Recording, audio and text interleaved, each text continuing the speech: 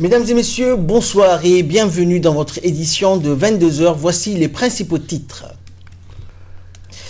Concernant la coopération djibouto-chinoise, le président de la République lance le lancement du projet de développement ZES du groupe Touch Road International Holding Group.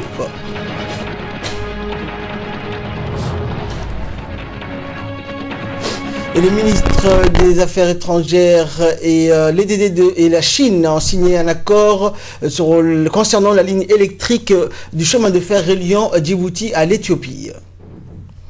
Bonsoir. Rassiane, bientôt une région touristique et économiquement viable. Le chef de l'État s'est en personne investi aujourd'hui pour procéder au lancement des divers projets d'investissement qui financera le groupe chinois Touch Road International Holding Group.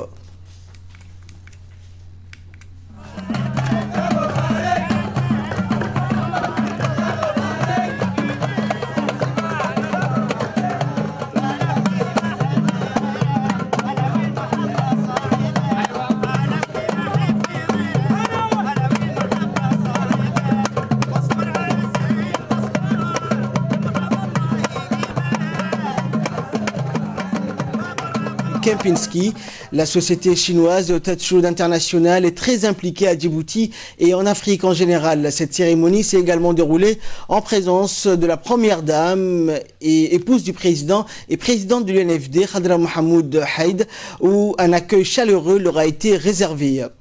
Les études de faisabilité de ces projets sont finalisées, a indiqué le PDG de la société chinoise Touch Road International Holding Group, qui s'est déclaré confiant et plein d'enthousiasme. Il a présenté ce matin au président et aux officiels de la maquette des grands projets qui seront réalisés en République de Djibouti, principalement à Rassiane.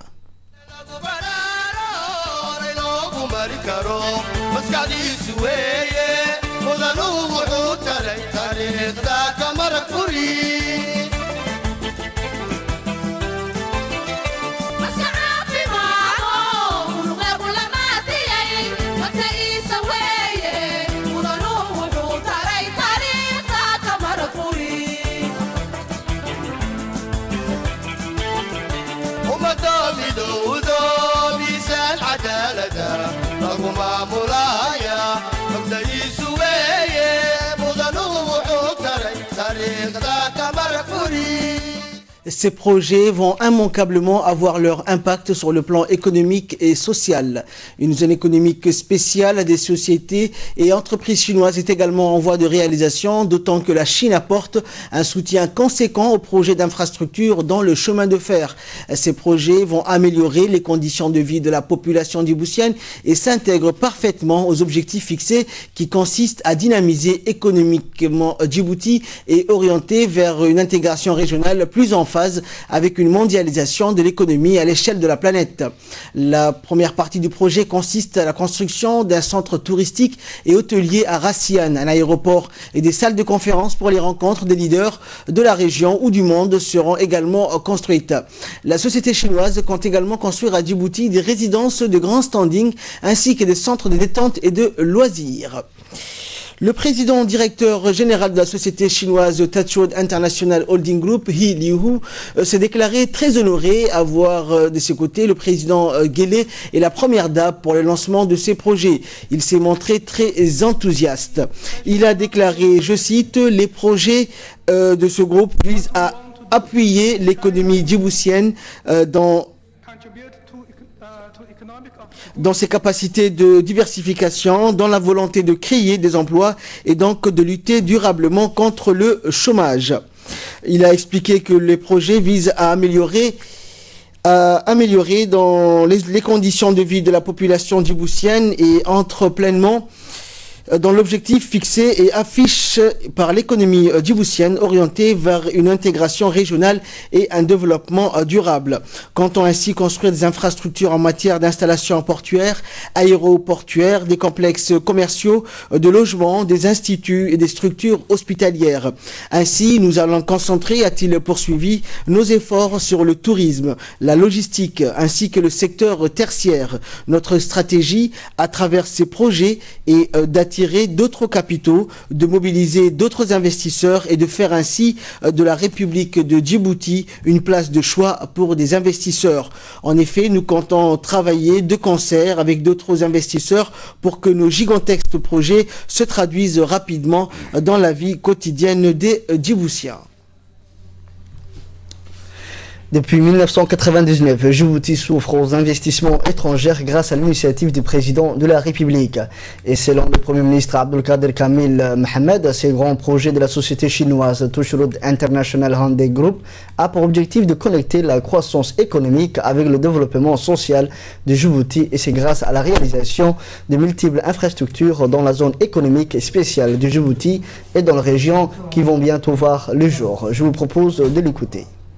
Vous savez, mesdames et messieurs, notre pays, depuis plus d'une décennie, maintenant se caractérise par son ouverture et par son attractivité vis-à-vis des investissements étrangers.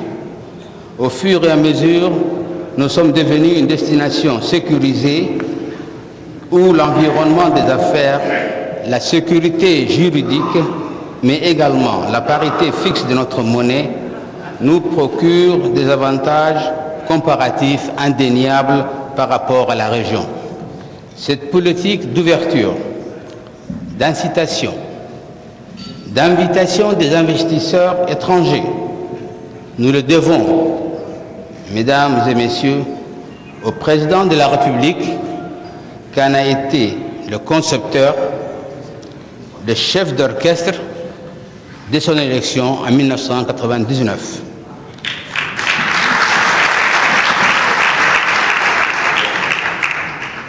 En effet, si aujourd'hui notre croissance et notre dynamisme économique sont solidement ancrés, c'est grâce au volontarisme de notre président qui a su mettre sa vision au service du pays. Aujourd'hui, c'est grâce à ces acquis que nous envisageons de franchir un nouveau palier sur ce chemin.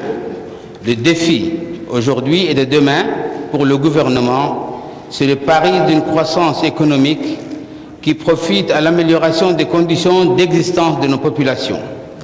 C'est de connecter la croissance économique avec le développement social, comme il est stipulé dans la feuille de route du gouvernement.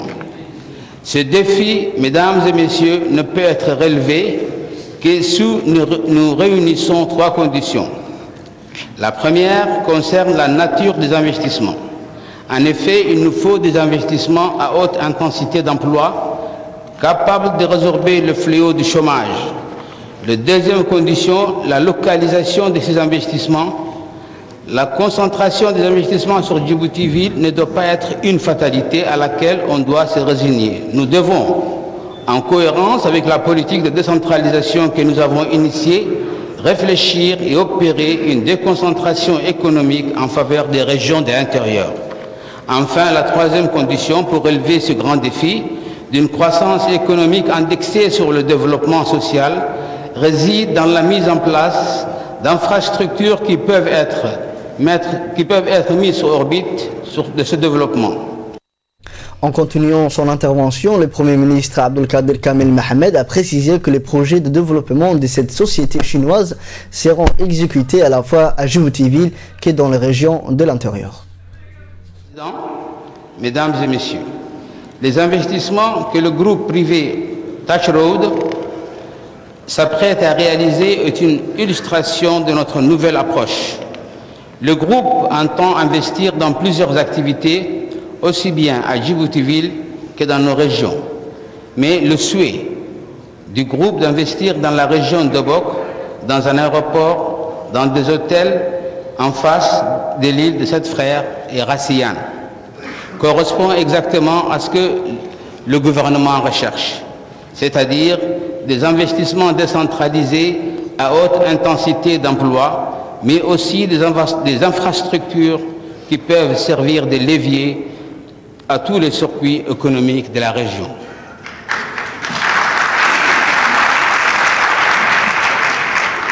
Pour ma part, je reste persuadé que le groupe Tushrud et la région d'Obok, grâce à ces investissements, seront dans une logique gagnant-gagnant.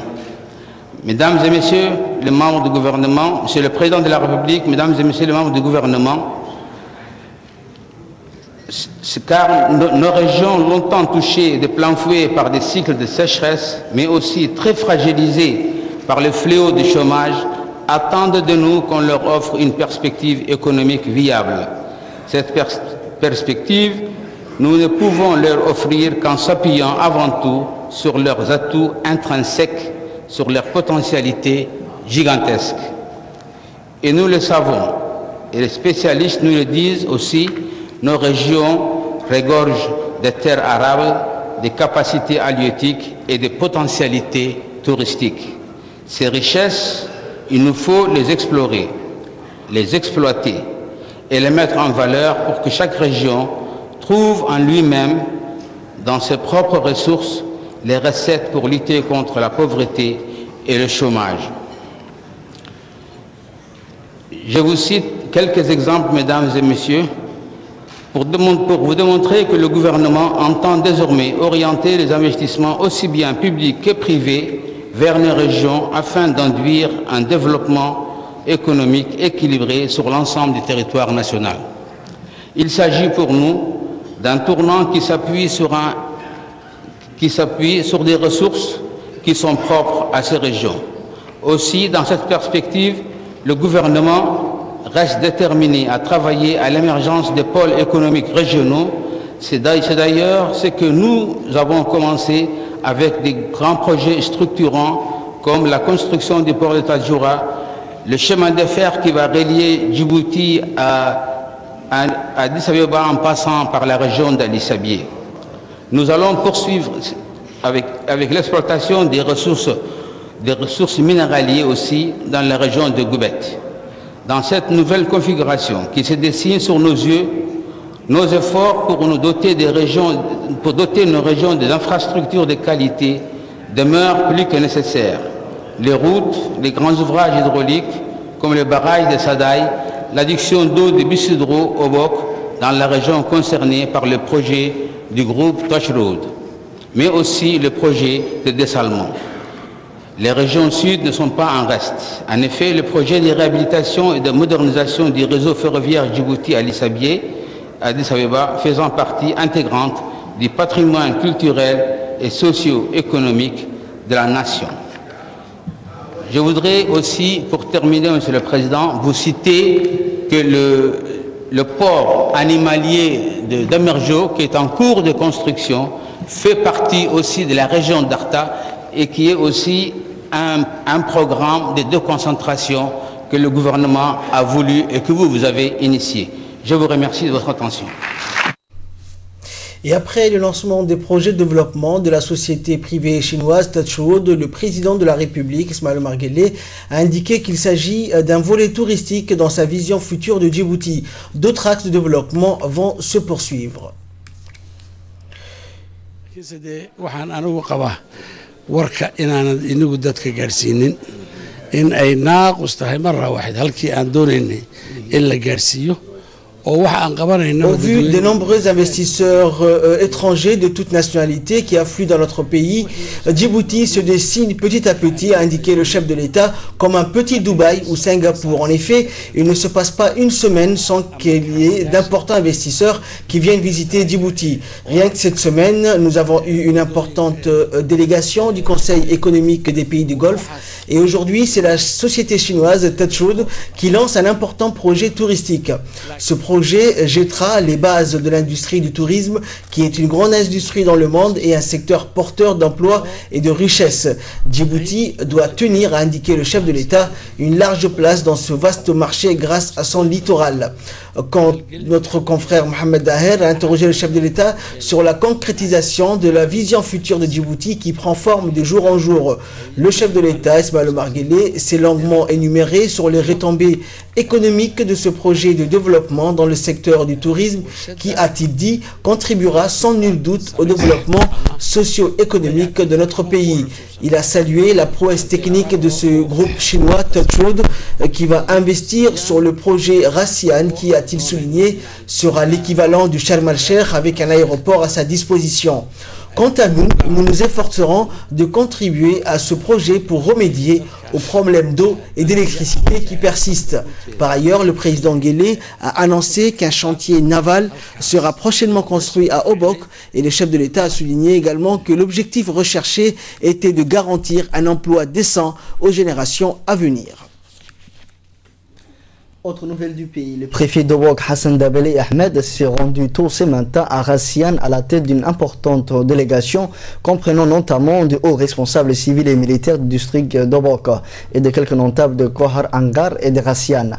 Ce déplacement du préfet d'Obok des autorités notables de la région avait pour but essentiel d'accueillir les hommes d'affaires chinois qui ont décidé de construire en ce lieu un très grand complexe hôtelier de classe internationale à Rassiane ainsi qu'un aéroport à proximité de ce complexe.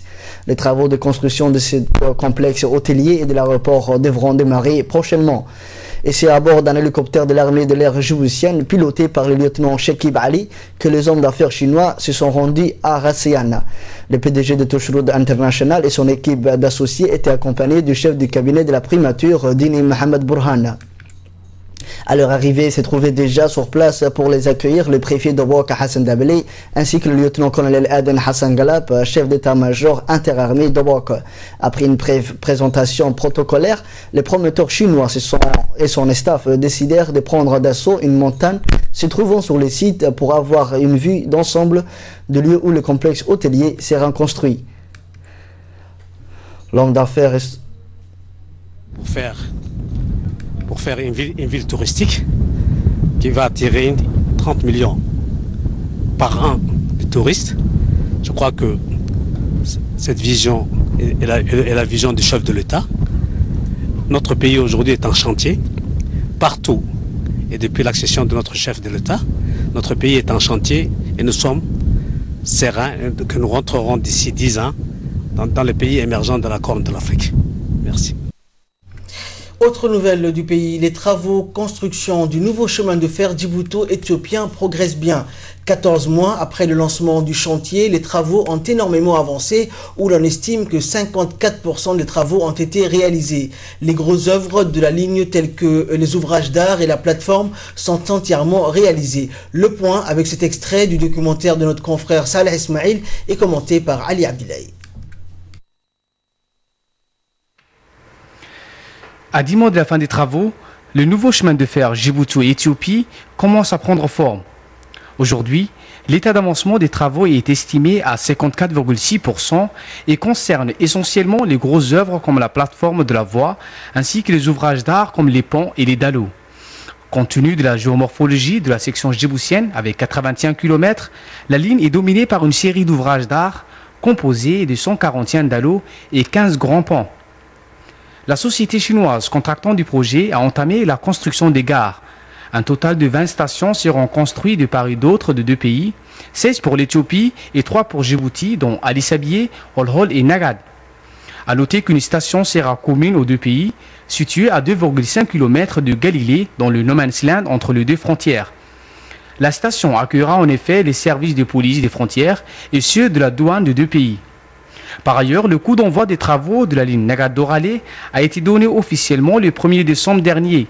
Cette ligne fera la jonction, en effet, Nagad et les ports de Doralé pour un parcours de 12 km et destiné à l'évacuation des marchandises en provenance et à destination de l'Éthiopie et des autres pays de la région.